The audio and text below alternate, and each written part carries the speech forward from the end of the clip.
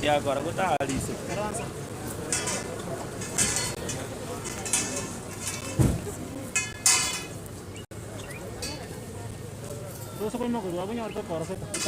Kuaya tafadhali kuja hapa mbele.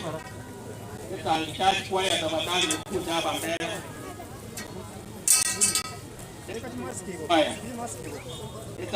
Kuaya kujeni hapa mbele.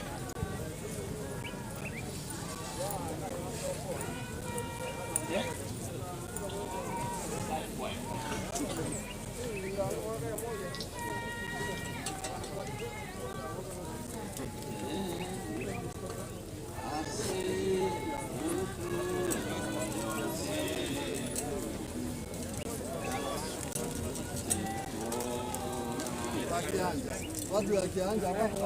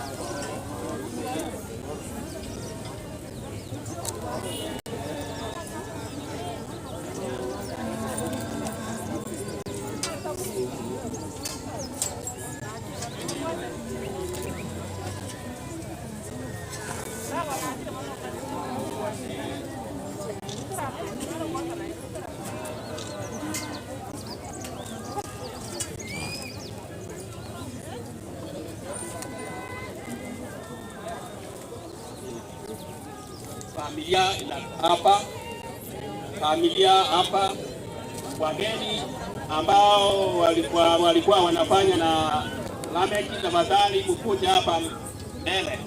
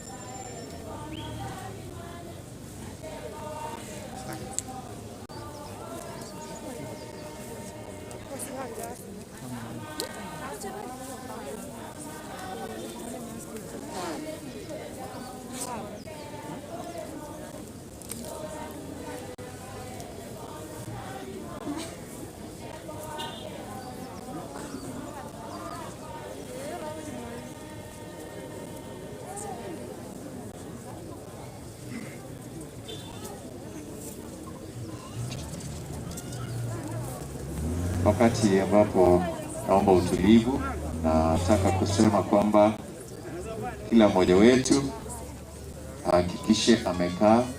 Najaribu kupatiana nafasi tafadhali. Najua tuko na bado sheria za nchi zipo na zinafuatwa. Hakikisha katika yote barakoa yako umeivalia vizuri, na wote ambao ikiwa umefika tafadhali na lazima tusaidiane, itakuwa sawa. Katika kibanda hiki wanaokaa ni familia ndani mno. Kibanda hiki tafadhali, ikiwa umekaa katika kibanda hiki na wewe si familia, unatuchanganya. Tafadhali, kibanda hiki ni familia peke yake. Na upande huu ni katika wizara ya ardhi, ndio wanaokaa hapa hivi, na wale wa sehemu ya Nairobi. Wenyeji wetu tafadhali, msikae viti hivi, ni vya wageni wetu kutoka Nairobi na wizara ya ardhi. Nyaduru kwa Ministry ya Land Orange na nduru hivi Nairobi. Si wema ikiwa umekaa kibanda hiki. Juu ambapo naona wanaigena hawa ni wa Kihancha. Kihancha ndio hawa wamekaa huku, na kwa ya Kihancha muda tutakapokuwa tunawaita ya Igena wanaigena watakapokuwa wakija kuimba, naomba waelekezi wetu tafadhali wasije wakija kuimba watu wapate elder, tutasaidiana na hilo. Hao wanaokaa hapa hivi ni wanaigena elder. Na kuona kwa wali, thank you. Na Hancha wote watasema hii ya huku bado ni extended family. I hope we will understand each other. Elders watakuwa hapa, church elders, na wote pastors wote mtakaa sehemu hii. Hii itakuwa ni vema kwa ya hilo, tutakuwa tunasaidiana.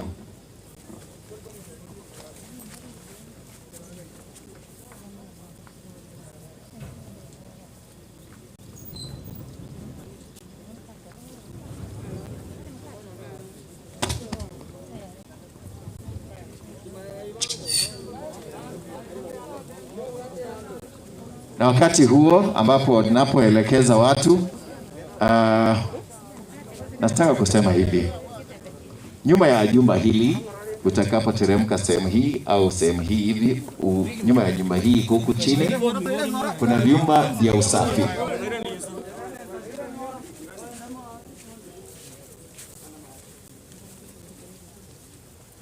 Ni vyumba vya usafi wa jinsia ya kike. All ladies mtaenda nyuma ya nyumba hili. All men mtatoka nje. After you wire mesh, kuna hiyo nyumba, tutateremka chini, kuna nyumba ya usafi hapo ambao ndio tutakayoitumia. Tafadhali tuchunge hayo yote na tuhakikishe kuwa yameisha vizuri. Wana Nairobi, asante kwa kuja kufariji pamoja nasi. Wana Kihancha, asante kwa sababu ya kuja kufariji pamoja nasi. Kimati Sako, asante kwa sababu ya kuja kufariji pamoja nasi. Wakati ninapowaomba Etangi Youth waje kwa wimbo wao.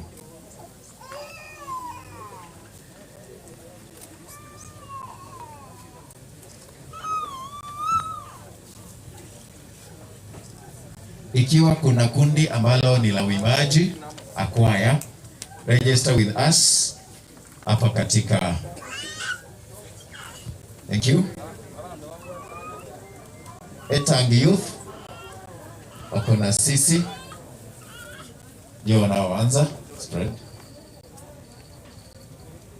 Na ikiwa kuna mmoja wetu hapo ashiki, tafadhali, kuna ndugu zetu wa sign language wako pamoja na sisi huku, tutakuwa sawa.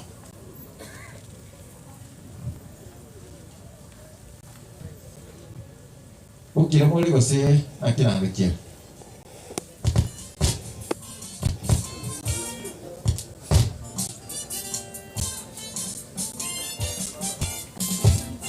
Kuna first aid team, ikiwa kuna umesense anything, tafadhali first aid with us here, they will do that. Thank you.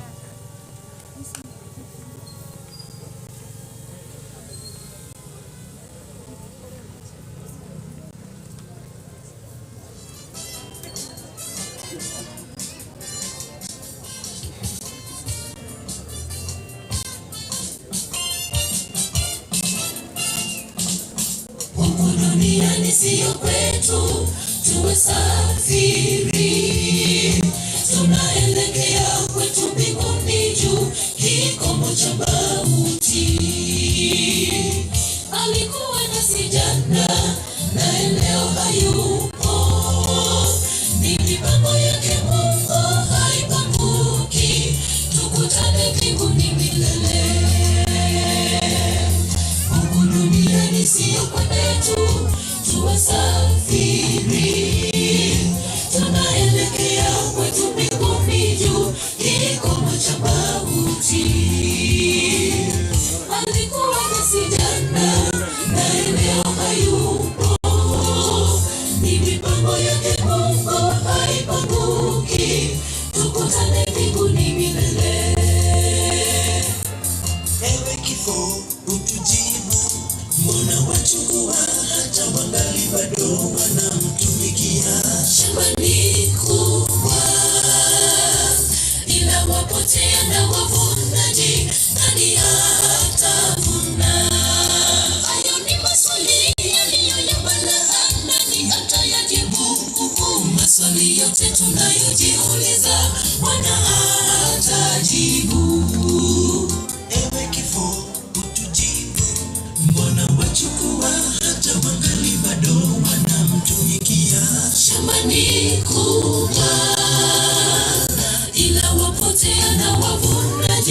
nani atavuna? Hayo ni maswali yaliyoyabana, nani atayajibu? Maswali yote tunayojiuliza, Bwana atajibu.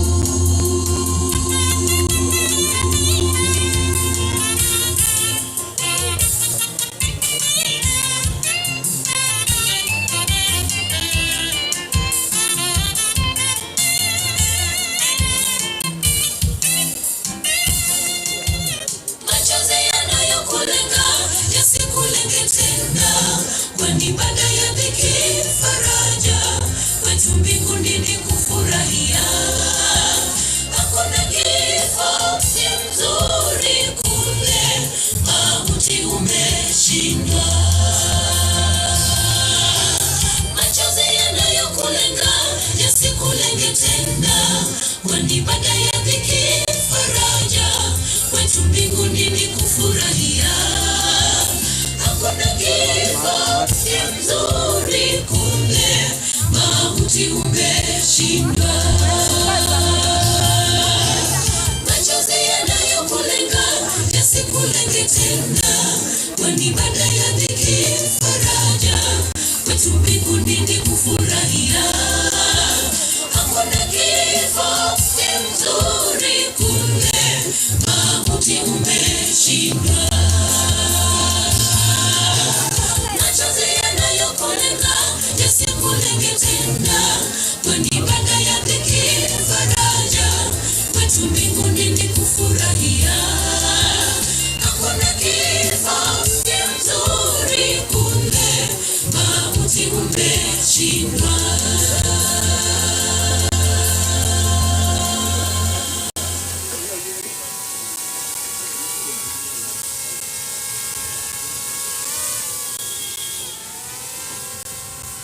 Thank you because of that.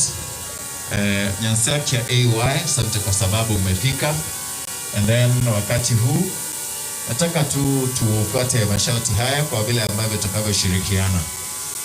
Hatuna mengi ya kusema. Najua lile ambalo tungesema ni makiwa familia.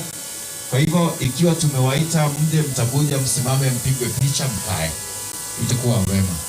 Ndio itakuwa zaidi. Lakini ikiwa mnajua kuimba na fungu itakuwa ni vizuri zaidi. Mzee wa kanisa ananifahamisha kwamba Pastor Enoch wa Igena atakuja, naomba uje kwa fungu na devotion. Thank you, Pastor. Because of that.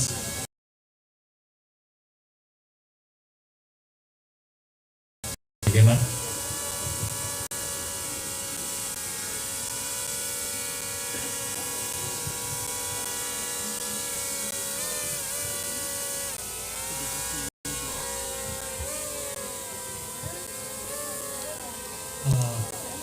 Niliyokuja kuomboleza pamoja na familia, marafiki na ndugu, na wasalimia wote. Hamjambo?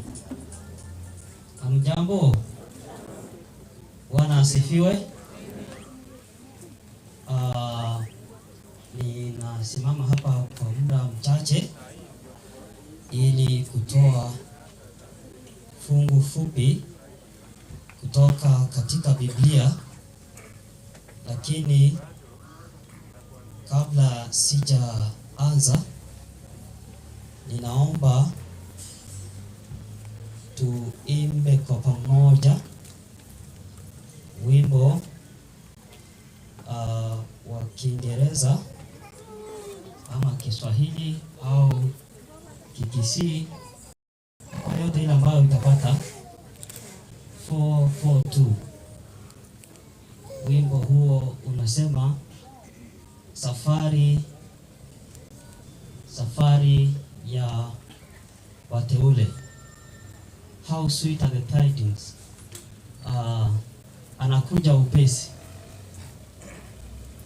Ninafanya hivi kwa sababu madam ni mpenzi wa nyimbo, na kwa kuwa familia yake itapata nguvu katika kuimba, tutaimba pamoja ili kisha baadaye nitoe fungu fupi hapa na tuweze kufanya program.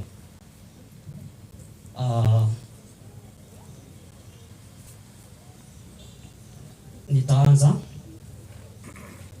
Nitaimba kwa ile lugha ambayo niko nayo hapa. Kwa hivyo kama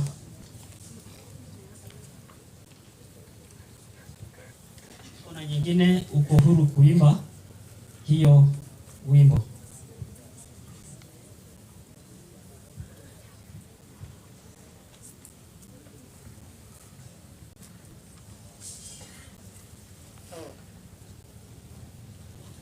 Anakuja upesi Yesu Bwana wetu.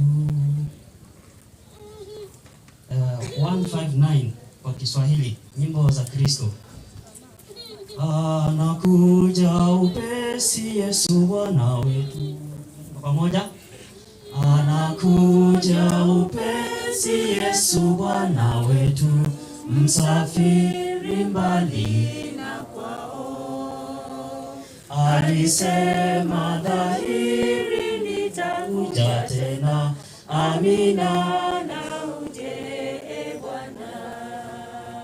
Yu aja, Yesu atarudi sasa, anakuja duniani. Wasafiri wote watapumzika Yesu anaporudi tena. Makaburi yote wafu wanapolala yatafunguliwa tena, na mamilioni pale wataondoka tena, wasione machozi kamwe. Yu aja, Yesu atarudi sasa, anakuja duniani. Wasafiri wote watapumzika Yesu anaporudi tena. Hatutatengana na wao tena huko, tutaimba. Watakusanyika toka kila kabila, miguuni pa Mwana-Kondoo.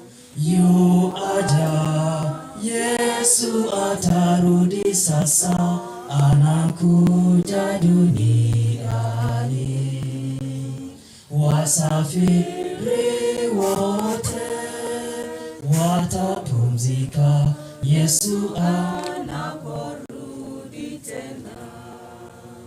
Haleluya, amen, haleluya tena. Upendo wake unashinda. Tutamsifu milele hata tutashanga jinsi alivyotukomboa. Yu aja, Yesu atarudi sasa, anakuja duniani. Wasafiri wote watapumzika Yesu anaporudi tena. Tunaomba. Baba yetu wa mbinguni, tunatazamia kwa furaha na japo kwa shauku tena siku utakaporejesha ufalme wako hapa duniani, ili kila mmoja wetu apate ridhaa katika ahadi uliotutumainia ndani ya maandiko yako. Tunaenda kuyasoma maandiko yako na tunaomba uwepo wako ufariji kila mmoja wetu aliyevunjika moyo. Wote waliotamaushwa, tuomba wapate faraja kwa neno lako lililo la kweli tena lenye kuhuisha, kwa kuwa tuomba kwa jina la Yesu. Amen. Asante. Ningependa nisome fungu kutoka katika kitabu cha Waebrania 11 fungu la 13. Waebrania 11:13 inazungumza kuhusu safari ya imani ya watoto wa Mungu ambao wamerekodiwa katika kitabu cha Ibrania 11. Kitabu hicho ni kitabu cha imani, na Biblia inataja watu hao kama watu ambao waliishi wakiwa na furaha japo kwa machungu mno. Na Biblia inatangulia kwa kusema kwamba watu hawa ambao Mungu aliwapa nafasi ya kuishi katika ulimwengu huu wapo na matumaini na waliishi kwa matumaini makubwa. Watu kama Ibrahimu, Sara na Enoka pamoja na Yusufu ambaye nitamsema kwa dakika chache. Biblia inamtambua kuwa mtu ambaye aliishi kwa ujasiri mkubwa hata akiwa katika nchi ya utumwa. Na Biblia inamuagiza Yusufu ikisema kwamba kwa imani watu hawa walikataa kuishi katika ulimwengu huu wakitambua kwamba pana mahali pazuri mno kuliko nchi hii ya ugenini ambayo walikuwa wanaishi. Walitazamia kwa ahadi ile mbali ambayo Mungu alipatia Yusufu akiwa mmoja katika nchi ile ambayo alikuwa ameuzwa na ndugu zake. Alitoka akaenda katika nchi ya Misri, naye alipofika pale alianza kufanya kazi kama mtumwa. Haikupita siku nyingi na akawa ameagizwa kwamba umepaswa kuishi kama mfungwa kwa sababu umeshtumiwa kwa kosa la kumbaka mke wa tajiri yako. Hata hivyo, kutokana na juhudi zake na uaminifu wake, Yusufu akapewa mamlaka ya kuwa mtunzaji wa hazina, na hata ilipofika wakati wa dhoruba ya njaa kali aliwekwa kuwa msimamizi ambaye Mungu kwa neema yake alimpatia nafasi ya kuwa na hekima kubwa hata kuweza kutabiri mambo ambayo yangekuja kutokea. Farao ambaye hakumjua Yusufu akaja baadaye akawa amewatesa Waisraeli, naye akawa amewasumbua kiasi ambacho walikosa kuwa na amani nyumbani katika mji wa Misri. Wakiwa pale Misri, wakiwa mateka, Waisraeli waliumia sana. Waisraeli wakakosa raha na amani katika maisha yao. Ndipo Biblia inasema namna hii: wakati ambapo ulimwengu ulikuwa umewakasirikia Waisraeli, wakati ambapo Yusufu hakuwa na kitu cha kumsababisha kuwa na amani, alipokuwa na mahangaiko na msongo wa mawazo, akiwa katika ulimwengu ambao umetamaushwa, akiwa mtu ambaye amejawa na miba na michongoma katika njia yake, alikuwa mtu ambaye amekata tamaa. Lakini kitu ambacho kinanipelekea kumzungumzia Yusufu kinapatikana katika kitabu cha Mwanzo 50 fungu la 25. Biblia inasema baadaye Yusufu aliwaambia ndugu zake, mimi sasa ninakaribia kufa, lakini Mungu hakika atawajia na kuwasaidia. Atawatoa katika nchi hii na kuwapelekeni katika nchi aliyowaapia Ibrahimu, Isaka na Yakobo. Kisha Yusufu akawaapiza wana wa Israeli akisema, Mungu atakapowajilia kuwasaidia, hakikisheni kwamba umeichukua mifupa yangu kutoka huku. Haleluya wapendwa. Sijui kwa nini hukusema amina, lakini najua ni kwa sababu unashangaa kwa nini Yusufu alisema hivi. Yusufu akaagiza ndugu zake akiwaambia, mtakapokuwa mkirudi katika nchi ya ahadi, mkumbuke kwamba ni hakika kwamba Mungu ataleta ahadi yake kwa wana wa Israeli. Msiwe na hofu. Lakini mtakapokwenda namna hiyo, ninamjua Mungu ambaye nimekuwa nikimtumikia.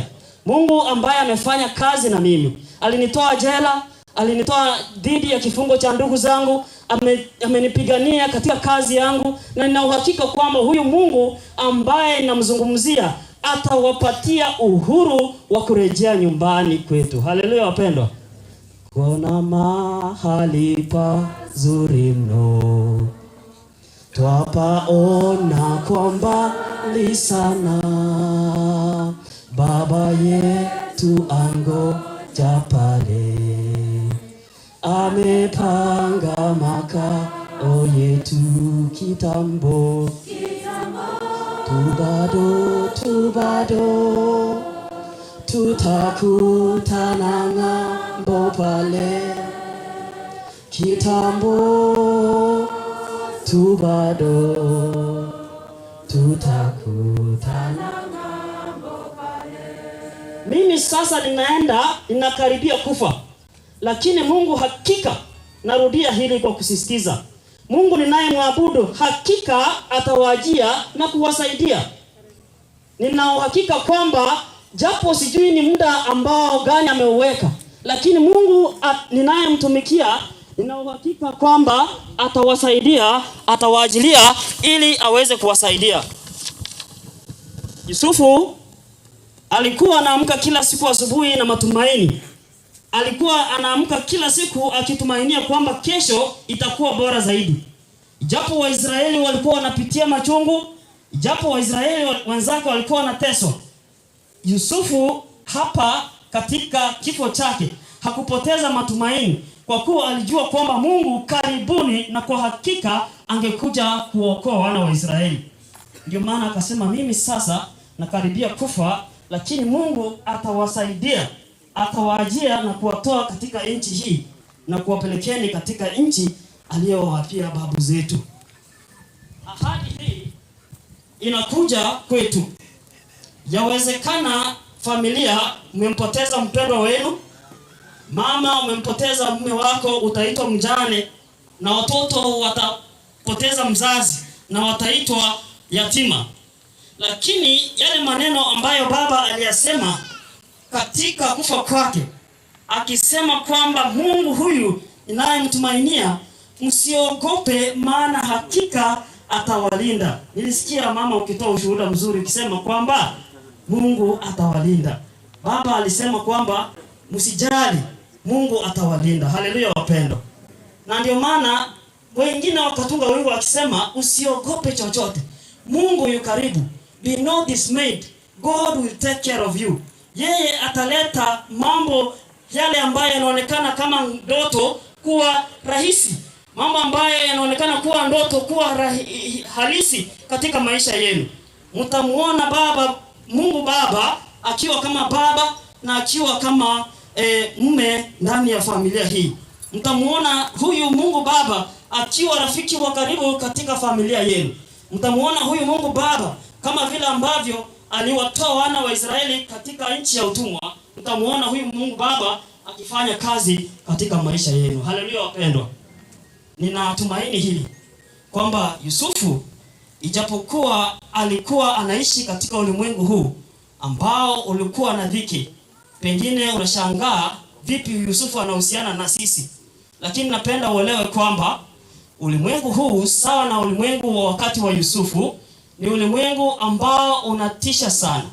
Kila uchao kuna vitu ambavyo vinakuja kwa kutarajiwa, vitu ambavyo vinaleta taswira nyingine ngeni, taswira ya kuogopesha. Lakini Yusufu alipokuwa akiishi Misri, ijapokuwa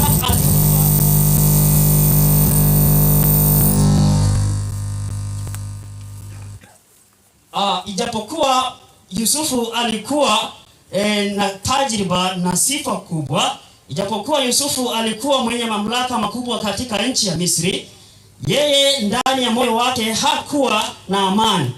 Kwa nini?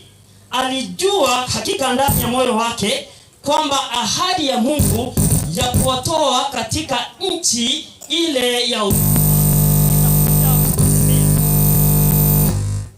alijua kwamba nchi ya ahadi ingekuja kuonekana baadaye, japo kwa muda mfupi tu.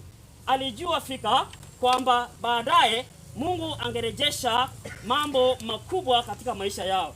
Yesu naye akiondoka katika ulimwengu huu alisema nasi namna gani? Msiogope, msibabaike nyoyoni mwenu. Mnamwamini Baba, niamini nami. kwa kuwa nyumbani mwa Baba yangu muna makao mengi, na kama sivyo nisingaliwaambia. Yesu akiondoka akituacha katika ulimwengu huu wa dhiki, alisema, mimi ninaenda kwa Baba yangu, lakini msihangaike, msibabaike, kwa kuwa ninapokwenda sijawaacha bure. Nina mpango mzuri kwa ajili yenu. Nina mpango mzuri kwa ajili ya nchi yenu. Nina mpango mzuri kwa sababu nina ahadi kwenu. Nanyi msiogope, msiwe na shaka lolote lile. Japo mtateseka kwa muda, japo mtalialia, japo mtakuwa watu wa kuhangaika, msiogope, msio watu wa kuhangaika. Kwa nini Yusufu alitoa maagizo ya kuendeleza kizazi chake? Akasema kwamba japo mnapeleka mwili wangu nitakufa ndio, lakini mwili wangu naomba usizikwe Misri. Kwa nini? Alisema anamtumainia Mungu. Jambo la pili, aliona kwamba wakati anaishi Misri hakukuwa na kitu kizuri cha kutumainia pale Misri. Aliona kwamba ndani ya Misri hakuna kitu kizuri cha kutumainia, wapendwa. Hakuna kitu kizuri ambacho alikuwa anatumainia. Katika kitanda chake cha kifo, Yusufu alikuwa anatumainia kwamba angekuja kuiona ahadi ile. Lakini ndani ya moyo wake alikuwa anawahurumia watu wa Israeli, kwa kuwa walikuwa wanateseka vya ajabu. Walikuwa watu ambao wanaendelea kuteseka chini ya Farao, wasijulikana na Yusufu. Na wakati kama huu Yusufu akawa natumainia watu wa Mungu, anawaambia msiogope, kwa kuwa Mungu atawaletea tumaini. Haleluya wapendwa. Haleluya. Na sasa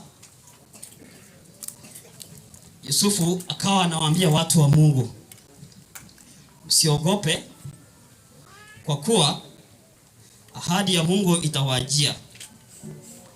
Nyumbani kwetu hapa duniani ni makao yasiyo ya kudumu. Kila mmoja wetu amepaswa kutarajia makao ambayo ni ya waliookoka. Kila wakati tunapoishi katika ulimwengu huu, matukio kama haya yanapokuwa yakitokea, yamepaswa kutukumbusha kwamba duniani hapa sio kwetu. Sisi ni wasafiri. Anakuja upesi Yesu Bwana wetu. Anatuambia sisi ambao ni wasafiri tulio mbali na nyumbani kwetu, hatupaswi kuizika mifupa yetu katika ulimwengu huu. Mifupa yetu ni maisha yetu.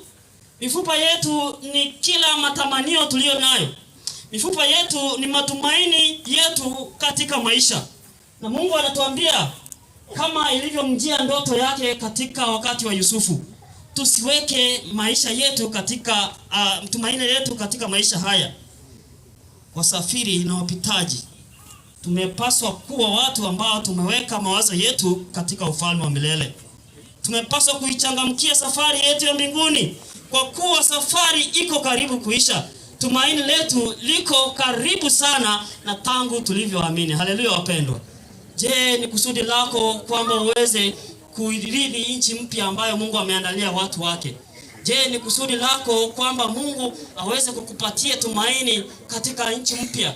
Je, ni kusudi lako kwamba uweze kuwekeza katika ufalme mpya?